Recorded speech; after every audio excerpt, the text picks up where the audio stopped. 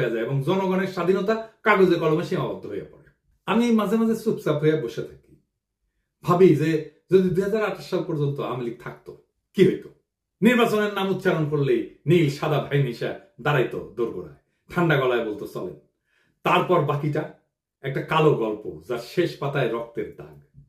লুৎফুজ্জামান বাবর কারাগারের ঘুপসি কোণে চোখ তুলা পাখিদের উঠতে দেখতেন আর ভাবতেন তারা এখনো উঠতে পারে, অথচ আমি। সালাউদ্দিন আহমেদ শিলংয়ের আকাশে হাত তুলতেন, এই নীল কি ঢাকার মতো, নাকি আমি বদলে গেছি। খালেদা জিয়া এখন অন্তরীণ থাকতেন, রিজভী ভাই কোলাপসেবল গেটের পিছনে মাফলার গলায় দিয়া হাতে গোনা কয়েকজন কর্মী নিয়া শীতের মধ্যে ঠকঠক করে কাঁপতেন, ওটাই ওনার রাজনৈতিক কর্মসূচি হয়ে থাকতো। আর আয়নাগর, ওইখানে নাম ঝুলতো শত শত মৃত স্বপ্নের, ভুলে যাওয়া মানুষের, যারা একদিন হাঁটতো, হাসতো, স্বপ্ন দেখতো, তারপর চুপ হয়ে যেত। আমরাও চুপ হয়ে যেতাম, চুপচাপ বাজারে যেতাম, চুপচাপ অতি মূল্যে অল্প কিছু ডিম কিনতাম,